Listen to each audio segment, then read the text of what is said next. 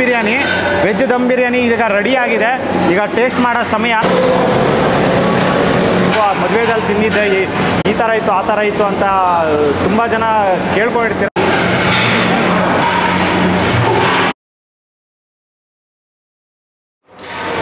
ಸ್ನೇಹಿತರೆ ಎಲ್ಲರಿಗೂ ನಮಸ್ಕಾರ. ನೋಡಿ, ಈಗ ಒಂದು ಮದುವೆ ಚೌಟ್ರಿಗೆ ಅಂತ ಬಂದಿದ್ದೀನಿ. ಚೌಟ್ರಿಯಲ್ಲಿ ವೆಜ್ ದಮ್ ಬಿರಿಯಾನಿ ಮಾಡ್ತಾ ಇದ್ದಾರೆ. ವೆಜ್ ದಮ್ ಬಿರಿಯಾನಿ ಇದು 2000 ಜನಕ್ಕೆ ಮಾಡ್ತಾ ಇದ್ದಾರೆ.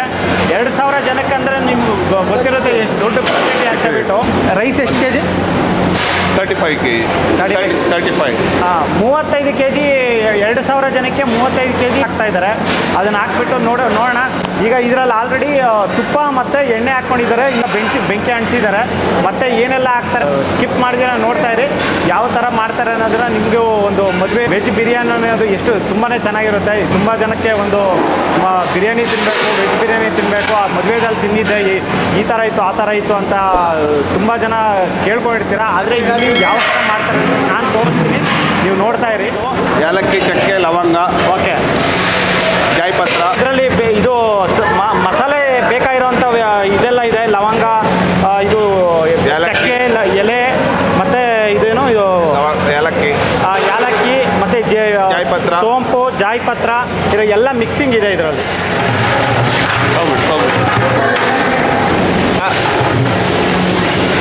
ಬೆಳ್ಳುಳ್ಳಿ ಅಲ್ಲ? ಬೆಳ್ಳುಳ್ಳಿ ಹಾಕ್ತೀವಿ. ಬೆಳ್ಳುಳ್ಳಿ ಪೇಸ್ಟು, ರುಬ್ಬಿರೋಂಥ ಬೆಳ್ಳುಳ್ಳಿ. ರುಬ್ಬಿರೋಂಥ ಬೆಳ್ಳುಳ್ಳಿ.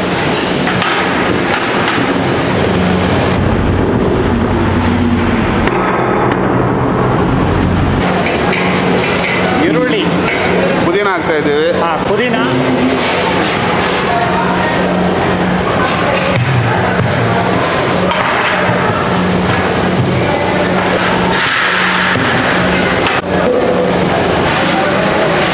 ಗೋಡಂಬಿ,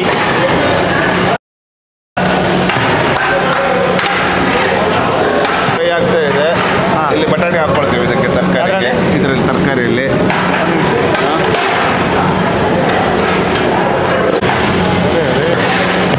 ಗ್ಯಾಸ್ ಬರ್ತಿಲ್ಲ. ಗ್ಯಾಸ್ ಬಿಸಿರಾಗ ಅಲ್ಲಿ ಹೊರಗಡೆ ಆಗಕ್ಕೆ ಇಲ್ಲೂ ಆಗಕ್ಕೆ. ಆಲೂಗಡ್ಡೆ ಯಾವುದು ಬೇಯ್ತೇ ಇಲ್ಲ.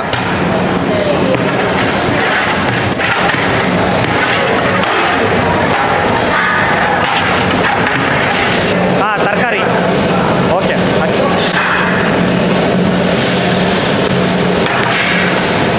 ಈಗ ಈ ಸ್ವಲ್ಪ ಚೆನ್ನಾಗಿ ಇವಾಗ ಚಿಲ್ಲಿ ಪೇಸ್ಟ್ ಹಾಕ್ತಾ ಇದ್ದೀವಿ. ಏನು ಪೇಸ್ಟ್ ಅದು? ಮೆಣಸಿನಕಾಯಿ ಪೇಸ್ಟ್. ಚಿಲ್ಲಿ. Okay, ginger.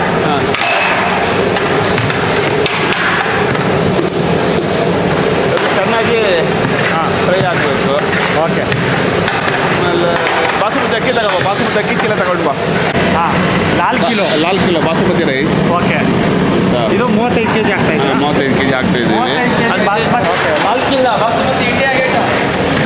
ಇಲ್ಲಿ ಬನ್ನಿ ಸರ್. ನೋಡಿ, ಕಾಯಾಲು ಈ ಥರ ರುಬ್ಬಿ ಮತ್ತೆ ಅದರಲ್ಲಿ ಹಾಲು ತೆಗ್ದಿರೋಂಥದ್ದು, ತೆಂಗಿನಕಾಯಿಯಲ್ಲಿ ಹಾಲು ತೆಗೆದು ಇದನ್ನು ಮಾಡ್ಕೊಂಡಿದ್ದಾರೆ. ಈಗ ಆ ಪಲಾವ್ಗೆ ಇದನ್ನ ಹಾಕ್ಕೊತಾ ಇದ್ದಾರೆ ಹಾಲು. ಅಲ್ಲಿ ಲೈನ್ ಗ್ಯಾಸಿಗೆ ಹಾಕಿದ್ರೆ ಲೈನ್ ಗ್ಯಾಸಿಗೆ ನೀರು ಹಾಕ್ಬಿಟ್ಟು ಬರಬೇಕು. ಒಲೆ ಉರಿತಾ ಇಲ್ಲ ಅಲ್ಲ? ಇದು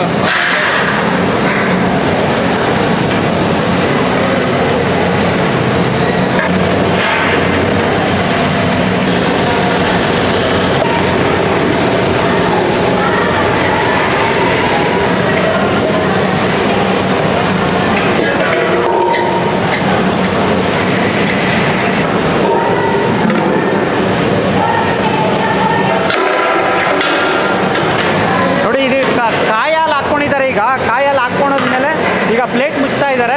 ಇದೆಲ್ಲ ಫುಲ್ಲು ಕುದಿ ಬರೋವರೆಗೂ ಕುದಿ ಬಂದಮೇಲೆ ತೆಗೆದುಬಿಟ್ಟು ಮಿಕ್ಸ್ ಮಾಡ್ತೀರಾ. ಅಕ್ಕಿ ಹಾಕೋದು ಬಾಸ್ಮತಿ. ಕ್ಲೋಸ್ ಮಾಡಿ. ನೋಡಿ, ಇದು ಎವರೆಸ್ಟ್ ಮಸಾಲ. ಕಲ್ಲುಪ್ಪು ಹಾಕ್ಕೊಂಡಿದ್ದಾರೆ. ಮತ್ತು ಕಲ್ಲುಪ್ಪು ಜೊತೆ ಇದು ಎವರೆಸ್ಟ್ ಮಸಾಲ ಖಾರದ ಪುಡಿ ಹಾಕ್ಕೊತಾ ಇದ್ದಾರೆ. ಖಾರದ ಪುಡಿ. ಸ್ವಲ್ಪ ಧನಿಯಾ ಪುಡಿ ಹಾಕ್ತಾ ಇದ್ದೀವಿ. ಧನಿಯಾ ಪುಡಿ,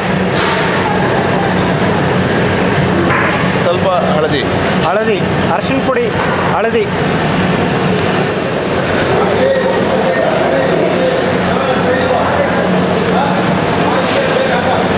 ಏನದು? ಪಪ್ಪೆ ರೋಲ್. ಸ್ವೀಟ್ ಪಪ್ಪೆ ರೋಲ್. ಈ ಥರ ಈಗ ತಾನೇ ಪ್ಲೇಟ್ ತೆಗೆದ್ರು, ಕುದೀತಾ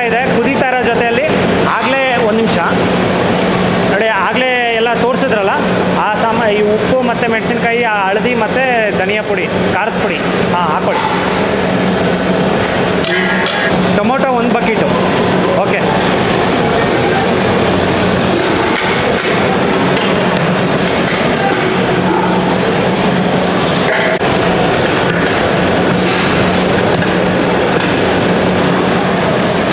ಬಾಸ್ಮತಿ ಅಕ್ಕಿ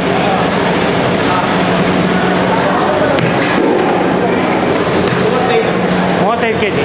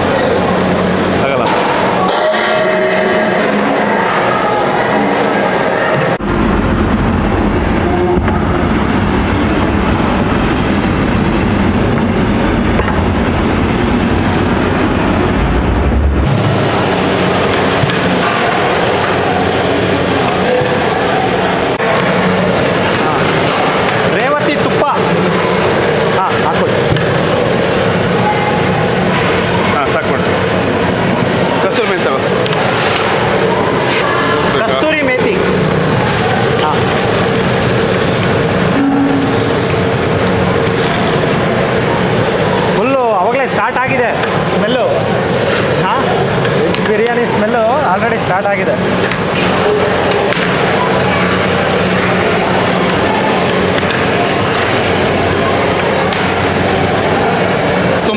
ಕೊತ್ತಂಬರಿ ಸೊಪ್ಪು. ಓಕೆ, ಇದು ಎಷ್ಟು ಬಂದಿದೆ ಈಗ? ಮುಕ್ಕಾಲು ಅಂಶ. ಇದು 75% ಆಗಿದೆ. 75% ಆಗಿದೆ. 75ಇಂದ 80% ಆಗಿದೆ. ಈಗ ಎಲ್ಲ ನೀಟಾಗಿ ಮಿಕ್ಸ್ ಮಾಡಿ ಬಾಳೆ ಎಲೆ ಇದ್ರ ಮೇಲೆ ಹಾಕ್ಕೊಂತಾರೆ. ದಮ್ ಹಾಕ್ತಾ ಇದ್ದೀವಿ ಇವಾಗ. ದಮ್ ಹಾಕ್ತಾ ಇದ್ದೀವಿ ಇವಾಗ. ದಮ್ಮು ದಮ್ ಹಾಕ್ತಾ ಇದ್ದೀವಿ ಇವಾಗ. ಓಕೆ,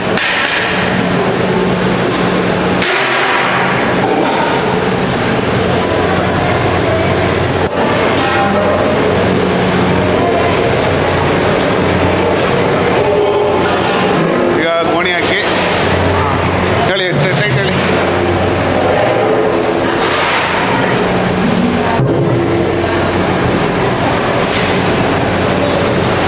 ಕಪ್ ಮಾಡಲಾ?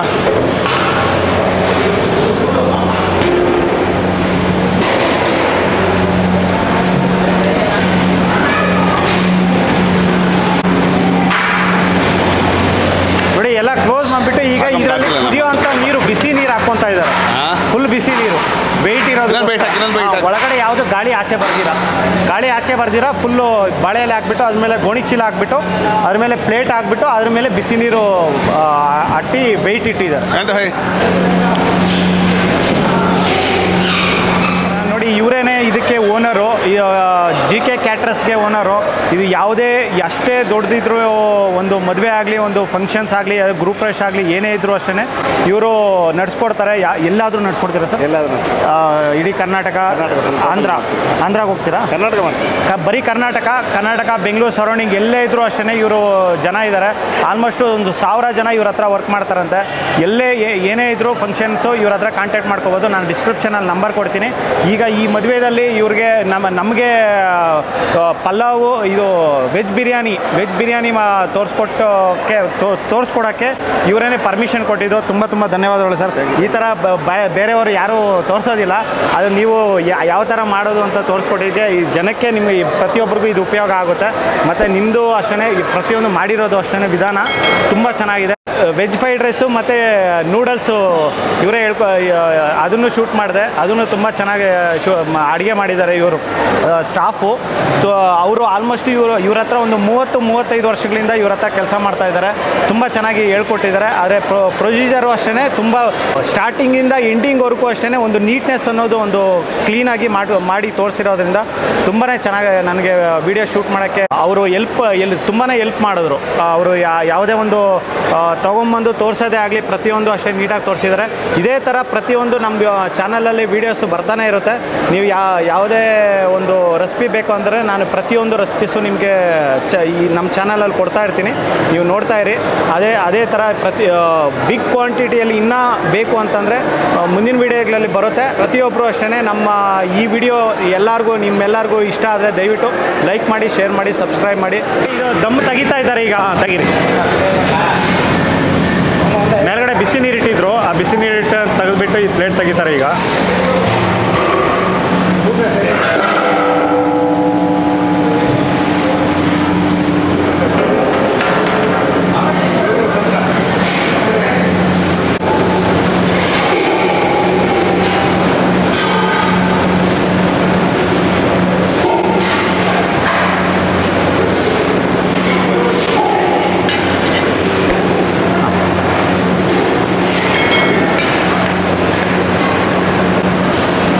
ಹರಳಾಗಿ ಬರ್ಬೇಕು ಸೌಂಡ್.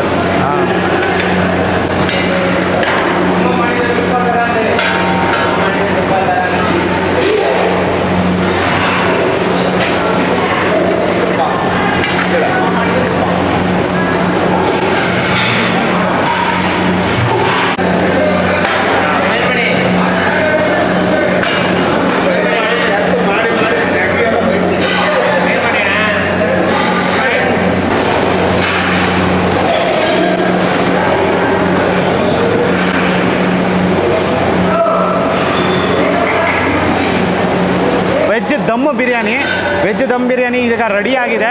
ಈಗ ಟೇಸ್ಟ್ ಮಾಡೋ ಸಮಯ. ಮತ್ತು ಇವ್ರು ಮೂವರು ಸೇರಿ ಇದು ಮಾಡಿರೋಂಥದ್ದು ವೆಜ್ ಬಿರಿಯಾನಿ ತುಂಬ ಚೆನ್ನಾಗೇ ಮಾಡಿದ್ದಾರೆ. ತುಂಬ ಚೆನ್ನಾಗಿ ಸ್ಮೆಲ್ ಅಂತೂ ಸೂಪರಾಗಿ ಬರ್ತಾಯಿದೆ. ಈಗ ಟೇಸ್ಟ್ ಮಾಡಿ ನೋಡ್ತೀವಿ. ಗ್ರೇವಿ ಇದೆ, ಹಾಂ, ಸ್ವಲ್ಪ ಗ್ರೇವಿ ತುಂಬ ಚೆನ್ನಾಗಿದೆ, ಸಕ್ಕತ್ತಾಗಿದೆ. ಪಚಡಿ ಹಾಕ್ಕೊಳ್ಬೋದು ನೋಡಿ, ಇದ್ರ ಜೊತೆ ಗ್ರೇವಿ ಪಚಡಿನೂ ಹಾಕ್ಕೊಳ್ಬೋದು. ಪಚಡಿ ಹಾಕ್ಕೋಬೋದು. ಹಾಂ, ಇದಕ್ಕೆ 2 ಥರ ಮಾಡಿದಾರಂತೆ, ಗ್ರೇವಿ ಮತ್ತು ಪಚಡಿ. ಆ 2 ಮಿಕ್ಸ್ ಮಾಡ್ಕೊಂಡು ತಿನ್ಬೋದು. ಸೌತೆಕಾಯಿ, ಈರುಳ್ಳಿ ಸೂಪರಾಗಿದೆ.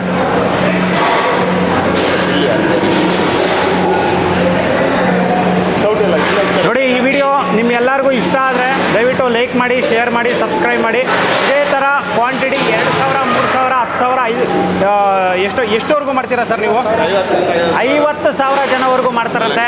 ಮುಂದಿನ ಬರೋ ವಿಡಿಯೋಗಳಲ್ಲಿ ನಾನು ಆದಷ್ಟು ನಿಮಗೆ ಬಿಗ್ ಕ್ವಾಂಟಿಟಿಯಾಗಿ ತೋರಿಸ್ತೀನಿ ಅಂತ ನಿಮಗೆ ಹೇಳಬಲ್ಲೆ ನಾನು. ಆಲ್ಮೋಸ್ಟು ಇವರು ಮಾಡಿರೋಂಥದ್ದು 50,000 ಜನವರೆಗೂ ಮಾಡಿದ್ದಾರೆ. ಆ ಥರ ವೀಡಿಯೋಸು ಮುಂದಿನ ವೀಡಿಯೋದಲ್ಲಿ ಬರ್ತಾ ಇರುತ್ತೆ.